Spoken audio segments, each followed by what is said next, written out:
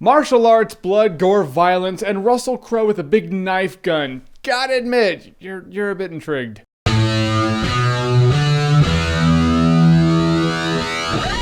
The Man with the Iron Fists. So The Man with the Iron Fist is written by Eli Roth and RZA. I believe I'm pronouncing it right. RZA? I think it's RZA. Somehow I'm gonna screw that up. People are gonna be like, actually, it's RZA or RZA, just the letters. And the movie is exactly what you would expect from a martial arts movie that's written by Eli Roth and someone from the Wu-Tang Clan. It's also directed by RZA, so it's their brainchild. So in The Man with the Iron Fist, it's pretty standard kung fu movie shit. This one dude betrays this other guy and kills him. Now that dude's son is out for revenge against him. Then you have Russell Crowe, who's all like, "You were business.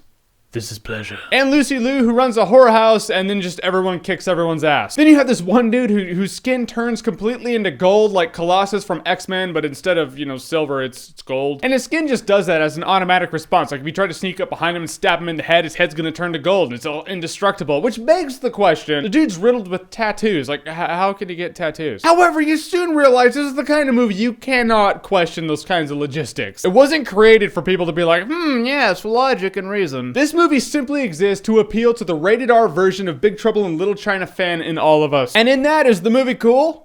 Yeah, I had fun with it. It was pretty cool. It's not a great movie. I recognize that. I mean, early on in the movie, you're like, all right, so Ryu from the Street Fighter movie, like the Van Damme Street Fighter movie, is the bad guy in this movie. Something tells me this movie's not gonna win any awards. But it knows that. I mean, you watch the trailer and you know exactly what kind of movie you're getting into. Let's just have people kill the shit out of each other. With a lot of martial arts, a lot of grade B special effects, a lot of wires, and a lot of fun. Russell Crowe and Lucy Liu are the strongest links in this movie. I mean, they're the acting talent right there. Because generally speaking, most everyone else in this movie, they're acting not that great. All those martial arts movies and their awesome acting. Russell Crowe kicks total ass. He has a knife that saws people in half. You still don't know what kind of movie this is yet? Really? Usually I'd like movies like this to have deeper characters, but when the movie slows down and takes time to try to develop its characters, that's when the movie actually kind of gets sloppy and boring. I was like, come on, go back to killing each other and kicking each other's asses. That was cool. Now I recognize this. A movie like this is not going to be for everybody. There will definitely be a collection of people who will be like, well, this movie is complete malarkey. The characters have no depth. This is not a tour de force or an ode it's nothing but violence and sex.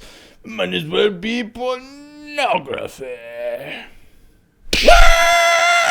It doesn't make the movie bad for what it is. Is it an excellent masterpiece? No, it's not. Not even for a martial arts movie. Usually I would say a movie like this would be a good time if you're drunk, and I kind of want to give it that rating, not as a negative, but just as a fact. Not as a, yeah, it'd be a good time if you're drunk, but more like a, yeah, it'd be a good time if you're drunk. As a positive, but I don't want people to mishear me. So I will say The Man with the Iron Fists is a good time, no alcohol required. For fans of kick-ass cheesy martial arts movies with an absurd amount of violence and sex. You know who you are out there. This is for you. All right, so your favorite martial arts movie of all time. What would it be? Comment below. Let me know. And as always, if you like what you've seen here and you want to see more, click right here to see more.